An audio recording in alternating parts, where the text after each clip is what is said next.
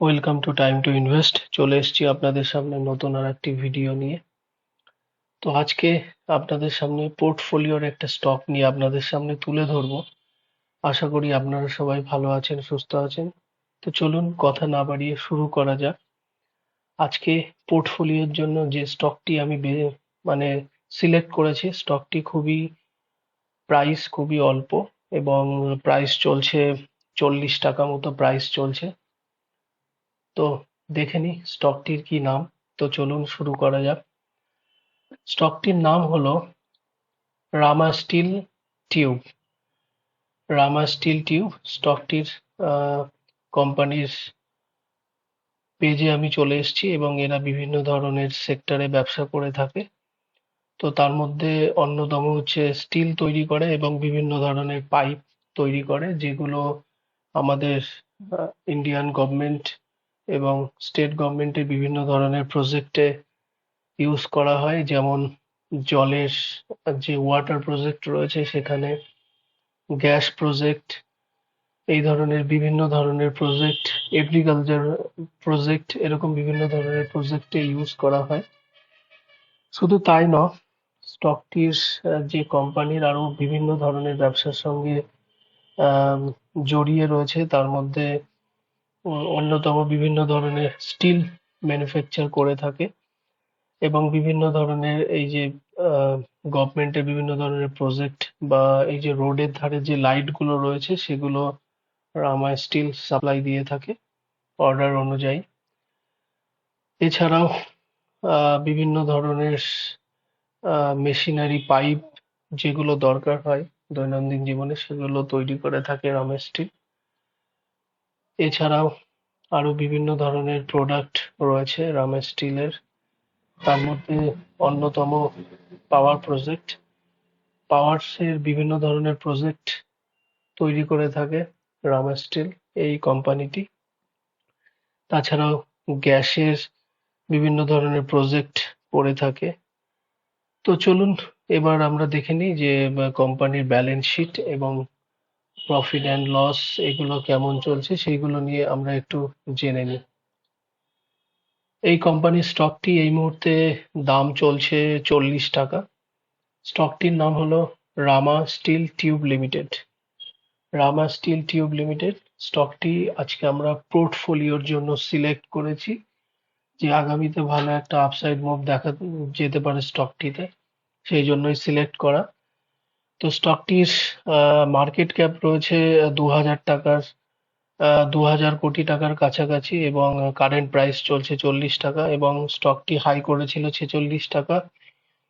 স্টকের পি 63 টাকা, আরওইসিটি আরওইসি রয়েছে হচ্ছে 16 টাকা এবং বুক ভ্যালু রয়েছে 4 টাকা, আরওই রয়েছে 15 টাকা। এবং এত ছোট স্টক, দেখুন ডিভিডেন্ড দেয়, সব থেকে বড় ব্যাপার। একটা স্টকটি যতটা পারুক সামান্য হলেও ডিভিডেন্ড দেয়। স্টকটি ডিভিডেন্ড দিচ্ছে 0.05%, যেখানে স্টক প্রাইস মাত্র 40 টাকা রয়েছে। তো তো চলুন এবং আমরা স্টকের এবার প্রফিট অ্যান্ড লসটা একটু দেখে নিই। তো আমরা স্টকের প্রফিট অ্যান্ড লসে চলে এসেছি। এখানে ইয়ার অন ইয়ার আমরা এখানে দেখতে পাচ্ছি। এখানে দেখুন সেলস কিভাবে কোম্পানি বৃদ্ধি পেয়েছে। মার্চ 2015-তে ছিল 192 কোটি টাকা এবং সেখান থেকে মার্চ 2016-তে 242 কোটি টাকা এবং সেখান থেকে আস্তে আস্তে কোম্পানির সেলস কিভাবে বৃদ্ধি পেয়েছে এবং এই মুহূর্তে কোম্পানির সেলস রয়েছে 1400 কোটি টাকার কাছাকাছি। সেই সঙ্গে সঙ্গে কোম্পানির এক্সপেন্সেসও বৃদ্ধি পেয়েছে, আমরা এখানে দেখতে পাচ্ছি। এবার আমরা কোম্পানির একটু অপারেটিং প্রফিটটা দেখে নিই। 2015 সাল থেকে এখানে অপারেটিং প্রফিট বৃদ্ধি পেয়েছে কোম্পানির। তো এই মুহূর্তে কোম্পানির অপারেটিং প্রফিট রয়েছে 61, যেটা গত বছর ছিল 51। এবার দেখুন কোম্পানির অপারেটিং প্রফিট মার্জিন কিভাবে আস্তে আস্তে বৃদ্ধি পেয়েছে 2015 সালের পর থেকে। আস্তে আস্তে কোম্পানির অপারেটিং প্রফিট মার্জিন আস্তে আস্তে বৃদ্ধি পেয়েছে। এই বিগত কয়েক বছর একটু 2018 সালে এবং 17 সালে খুব বৃদ্ধি পেয়েছিল, সেখান থেকে কিছুটা আম সামান্য কিছুটা কমেছে, তাও তুলনামূলক অনেকটাই ভালো রয়েছে এখানে। এবং কোম্পানির আদার্স যে ইনকাম সেটাও বৃদ্ধি পেয়েছে, দেখুন কোম্পানির আদার্স ইনকাম দিনকে দিন বৃদ্ধি পেয়ে চলেছে।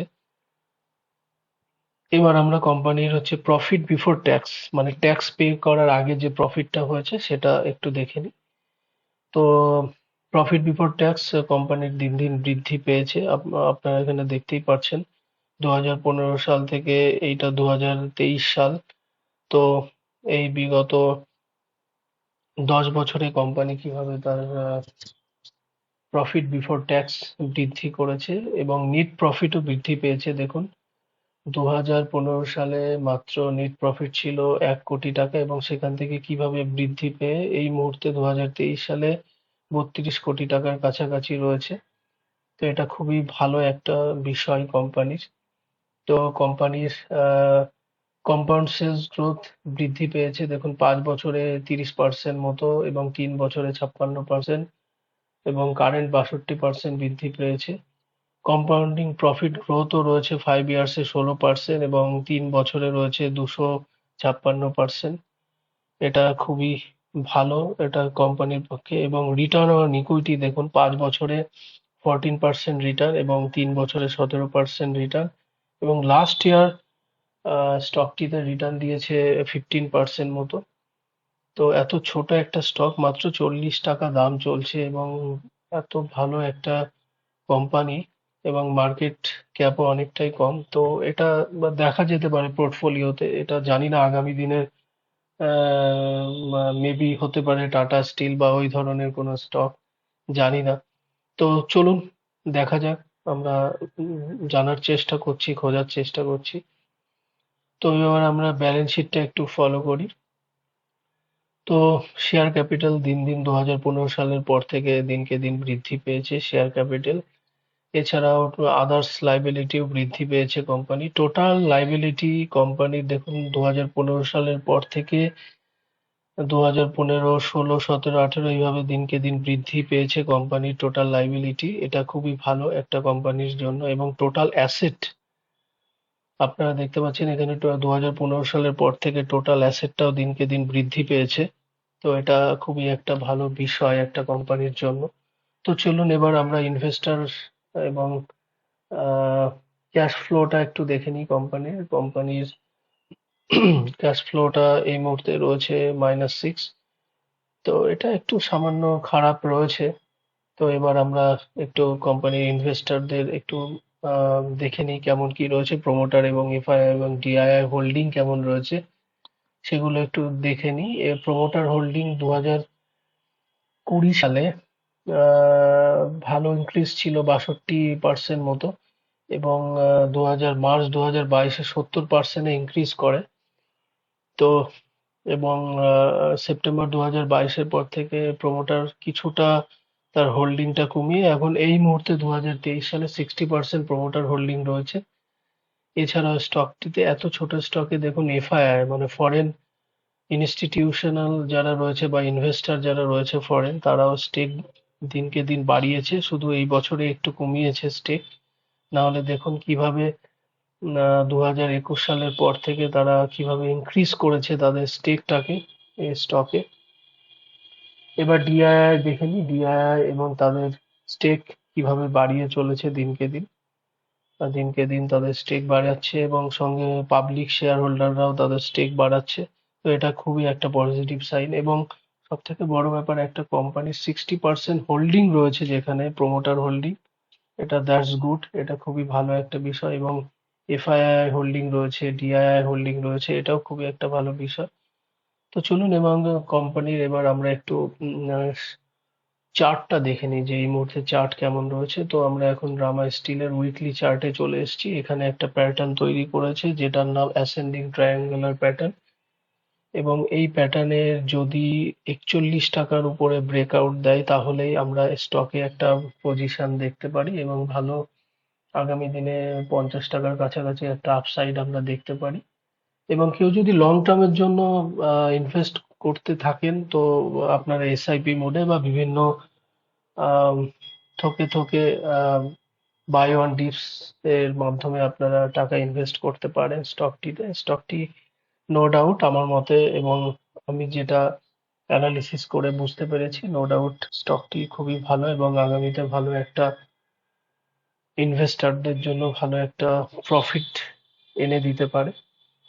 তো এখানে স্টকটি একটা প্যাটার্নও তৈরি করেছে উইকলি চার্টে, যেটা অ্যাসেন্ডিং ট্রায়াঙ্গুলার প্যাটার্ন বলে, এবং এই প্যাটার্নের ব্রেকআউট এই সপ্তাহে দিতে গিয়েও দেয়নি, যেটা 41 টাকার উপরে সব থেকে ভালো এবং হবে। এবং এখানে দেখুন, আমরা এখানে স্টকে একটা ভলিউম জেনারেট হয়েছে, যেটা একটা ভালো সংকেত দিচ্ছে যে আগামীতে একটা ভালো আপসাইড মুভ দেখা যেতে পারে। শুধু তাই নয়, স্টকে 20 ডেজ মুভিং অ্যাভারেজের উপরে ক্লোজ দিতেও দেখা গেছে উইকলি চার্টে।